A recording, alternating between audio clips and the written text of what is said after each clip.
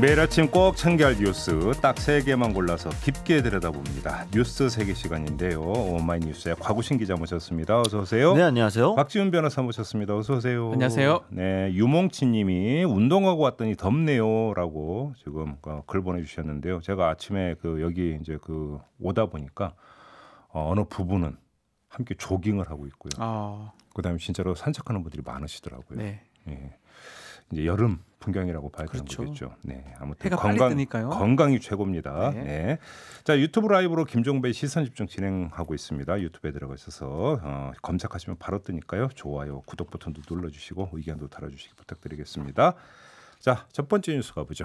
네, 추미애 법무부 장관이 검언유착 의혹 사건 처리를 위한 전문수사자문단 심의 절차를 중단하라고 수사지휘권을 발동을 했습니다. 추 장관이 서울중앙지방검찰청에 손을 들어준 셈인데요.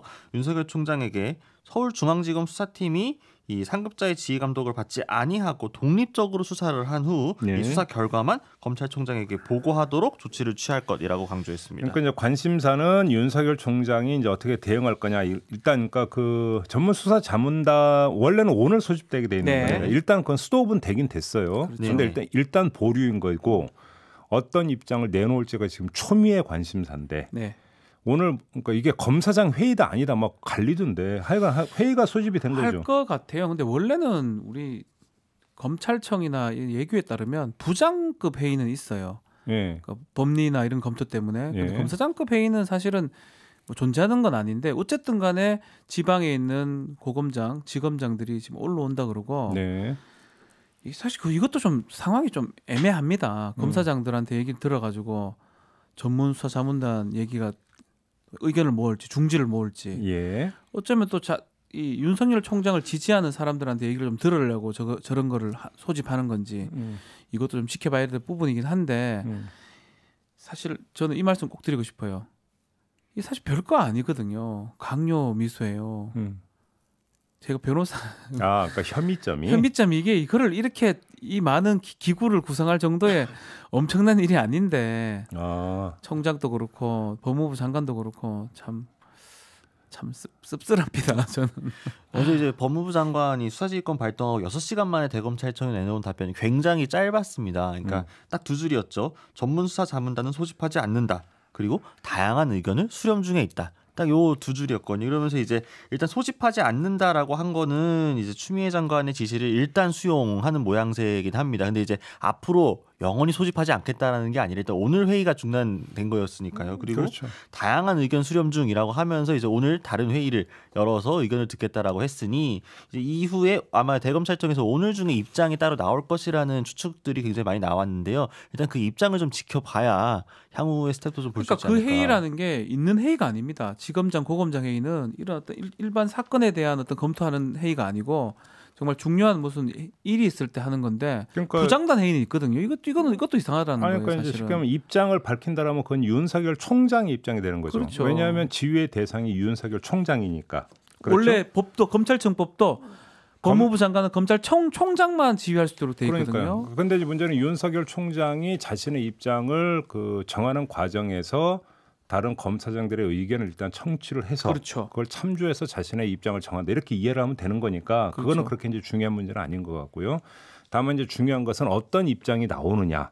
지금 일부 예측에 따르면 이의 제기권을 행사할 가능성이 있다. 그것도 검찰청법에 있습니다. 그러니까요. 그러니까 그 법무장관이 그 수사지휘권을 발동을 하면 무조건 따르라가 아니라 이의 제기를 할 수 있다면서요. 그렇죠. 그렇기 때문에 법에 그게 있어요. 그러니까 이의 제기권을 행사하지 않겠느냐라고 하는 예측이 나오던데 어떻게 보세요? 저는 당연히 그거 하려고 지금 검사장들 불러 모으는 거거든요. 검사장들 불러 모아가지고 의견을 들은 다음에 그 의견. 근데 검찰 조직이라는 게 동일체 원칙은 아니지만 검찰총장이 저렇게 요구를 하는데 밑에 사람들이 밤기들기 좀 어렵고 그래서 이런 의견이기 때문에 이의 제기권을 행사한다라고 할 가능성이 크지 않을까 생각합니다. 그런데 일단 법률적으로 그래서 장관이 수사지휘권을 행사를 했는데 검찰총장이 이의를 제기를 하면 그 다음은 어떻게 됩니까?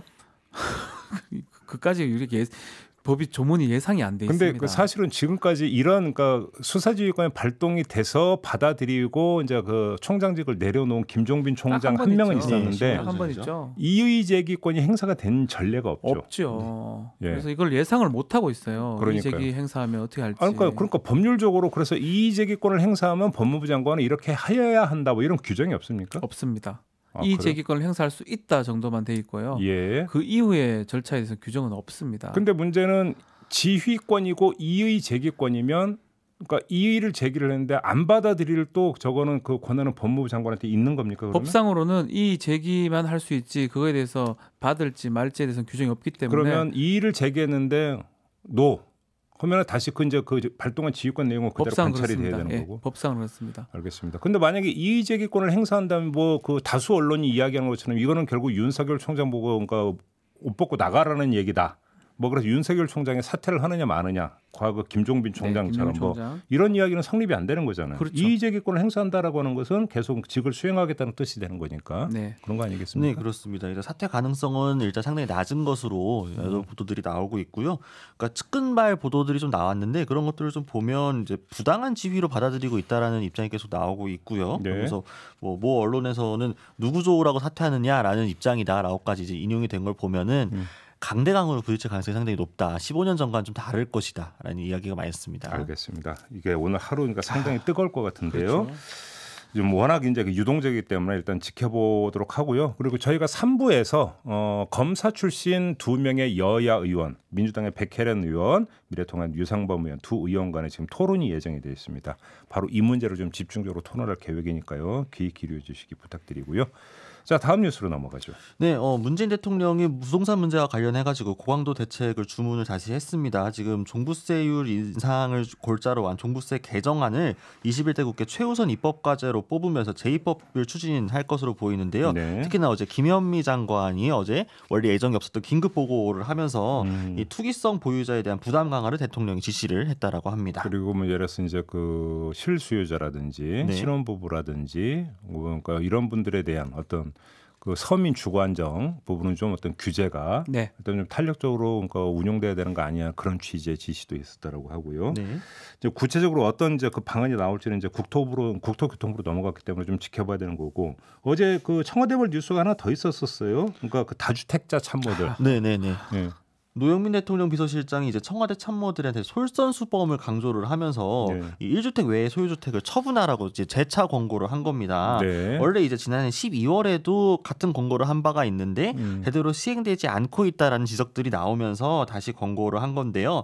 정확히는 비서관급 이상 참모가 법적으로 처분 불가능한 경우가 아니라면 이달 중 1주택을 제외하고 나머지는 처분하라였습니다. 네, 여기까지는 좋은데 문제는 그 뒤에 이걸 해프닝이라고 봐야 될지 뭐가 될지는 모르겠습니다만 반포집이냐 청주집이냐 이게 노영민 있었죠? 실정에 본인이 문제가 됐어요. 그러니까 본인이 이제 주택이 이제 두 채가 갖고 있는 겁니다. 서울 서초구 반포동에 한 채가 있고 충북 청주시에 한 채가 더 이제 아파트 두 채를 보유 중인데 처음에 이제 청주시 소재 아파트를 매물로 내놓았다고 밝히는 과정이 조금 복잡했습니다. 처음에는 이 청와대 관계자가 노 실장이 스스로 반포 아파트를 처분하기로 했다. 그간 좀 팔려고 노력했는데 쉽지 않아가지고 이번에 좀 급매물로 내놓았다라고 이야기가 나왔습니다. 근데 한 40분쯤 지나서 노 실장이 처분할 주택은 반포 아파트가 아니라 청주 아파트다라고 이제 관계자가 수정을 한 겁니다. 이러니까 이거 주택 가격을 고려해가지고 매물을 바꾼 거 아니냐 이제 이런 일각의 지적들이 나왔던 거죠. 꽤 나죠. 반포 그러니까 바로 여기서 이제 오늘 아침 조간을 보니까 보수 언론, 진보 언론 가리지 않고 뭐 되게 크게 썼던데요. 그러니까 이게 그래서 해프닝이든 뭐든지 간에 결국은 그 반포집 안 팔고 청주집 판다는 것은 강남 불패를 청와대 비서실장도 결국은 따라가고 있는 거 아니냐 뭐 이런 어떤 그 취지로 이제 그 보도를 내놓고 있더라고요. 네네네 그렇습니다. 근데 이제 노영민 실장 측의 해명을 들어보면 조금 그렇게 받아들이기는 힘들 것 같기도 한데요. 일단은 그 고위 관계자는 본인이 실수로 잘못 말해가지고 지금 노 실장이 상당히 좀 곤란해하고 있는 것 같다라면서 미안해했는데요. 그러니까 이 반포 아파트에 노영민 실장의 아들이 현재 거주 중이고 청주 아파트가 비어 있어서 빈집을 팔게 된 것이고 이 지시 전에 미리 이미 청주 아파트를 매물로 내놓았던 것이다. 아들은 서울에 직장을 다니고 있다라고 이야기를 했습니다. 그러니까요. 이렇게 된다면 이제 청와대 안에서 사인 교환이 좀 잘못돼가지고, 그러니까 좀 약간 혼선이 있었다. 좀 이렇게 정리를 할 수 있다라는 이야기인 거잖아요. 지금 곽우신 기자가 이제 정리해서 전해주신 거를 보면은 그럼에도 불구하고 아무튼 언론은 그것만 딱 뽑아가지고 그게 보이잖아요. 지금. 뽑아가지고 청와대 비서실장조차도 강남집을 이렇게 소중히 여기는데. 뭐 이런 식으로 지금 가고 있는 거잖아요. 네, 그러니까 어제 막 기자들 사이에서 악성 정보지도 막 돌고 그랬습니다. 이 배경에 대해서 좀 정보지도 돌았어요. 네, 좀 확인되지 않은 정보들이 막 돌아서 여기서 안전해 주셔도 돼요. 그런 얘기 나오면서 또 이제 시세 차이가 좀 워낙 좀 있다 보니까 반포 아파트가 9억에서 10억 정도 실거래가가 한다고 하고요. 청주 아파트가 2억대인 걸로 알려지면서 좀 괜히 좀 논란에 좀 불이 붙어진 게 아닌가. 그러니까요. 말 그대로 이제 쓸데없는 논란인 건데 아무튼 또. 이게 이제 그 시장에 주는 어떤 신호가 있기 때문에 네, 그렇죠. 그게 좀 클 것 같습니다. 네, 참 알겠습니다. 자, 마지막으로 가죠. 네, 어제 이제 삐콘 뉴스에서 전해드린 안타까운 소식이 있었죠. 고 최숙현 선수의 그 극단적인 선택 이후에 여러 파문들이 일고 있는데요. 문재인 대통령이 선수 출신인 최윤희 문화체육관광부 제2차관에게 직접 조사할 것을 지시를 했습니다. 이 문체부는 특별조사단을 꾸리고 최윤희 차관이 단장으로 나서게 됐는데요. 최 차관은 이제 대한체육회 등을 방문해 직접 현장 조사를 할 계획이고 또 이 사건 경위 등에 대해서 밝히면서지는 대로 관련자를 엄중 문책하기로 했습니다. 예.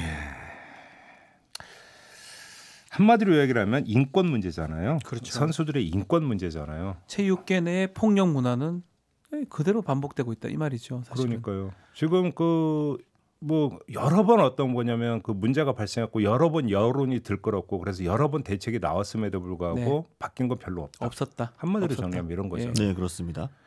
뭐 비슷한 문제가 계속 반복되고 있죠. 그러니까 단순히 이제 어떤 협회 혹은 어떤 선수를 둘러싼 일부 사람들의 개인 문제로만 보기는 좀 어렵지 않나. 지금까지 대한민국 체육이 소위 말하는 엘리트 체육을 중심으로 해서 발달이 되어 왔는데 이 문화 전반 자체에 대한 고민이 좀 필요한 시점이 아닌가 이런 지적도 좀 나오고 있습니다. 그러니까요. 이게 말 그대로 이제 그러니까 바탕에 문화의 문제가 깔려 있기 때문에 어떻게 이것이 어떤 이 쇼킹은 어떤 하나의 대책으로 이게 해결될 수 있는 문제는 아니잖아요. 이 문화의 문제 같은 경우는 결국은 인식의 개선이 어떤 동반이 돼야만 어떤 그 문화가 개선이 될 수 있는 부분이기 때문에 그렇게 어려운 부분인데 근데 인식의 개선을 촉진할 수 있는 제도적 방책은 나와줘야 되는 거죠. 그렇죠. 일단은 계속적으로 노력은 하고 있는 것 같은데 그럼에도 불구하고 좀 뿌리 깊게 그런 문화가 박힌 것 같아요. 뭐 이거는 뭐 여기 트라이슬론 뿐만 아니라 똑같아요. 성폭력 문제, 폭행 문제, 강요 문제 뭐 이런 것들이 계속적으로 반복되고 있는데 어떤 대책이나 어떤 기본적인 예방책은 내놓고 있는데 그거를 뿌리 뽑기에는 좀 어려운 상황이 아니었나 이렇게 반복되는 것 같습니다. 지금 스포츠 인권센터라고 하는 게 설치가 되어 있고 스포츠 인권센터에서 조사에 들어가서 걸리면 영구 퇴출이다라고 하는 강력한 시그널, 그렇죠? 그리고 강력한 어떤 사례. 이런 게 나와야만이 인식 개선을 촉진할 수 있는 거 아닌가요? 네, 그렇습니다. 근데 지금 스포츠 인권센터가 있었음에도 불구하고 거기 진정이 들어갔음에도 불구하고 최소한 이 사건에 대해서는 아무런 역할을 하지 못한 것으로 지적이 되면서 그러니까요. 무용지물이다. 뭐하러 세웠느냐 이런 지적이 나오는 거죠. 그러니까요. 결국은 뭐 이렇게 놓고 본다면 그것이 그냥 뭐 신용 이상은 아니었던 거 아니냐. 공허한 조직이었다라는 겁니다. 결국은. 참 그런 점에서 짚어볼 게 한두 가지가 아닌데요. 자, 뉴스 세계는 여기서 마무리하고 바로 고 최숙현 선수의 지인 그 인터뷰가 좀 예정이 되어 있습니다. 어떤 일이 있었고 또 어떻게 해야 되는 건지 이거에 대해서 좀 이야기를 좀 나눠보도록 하겠습니다. 자, 뉴스 세계는 이렇게 마무리하죠. 곽우신 기자, 박지훈 변호사였습니다. 고맙습니다. 감사합니다.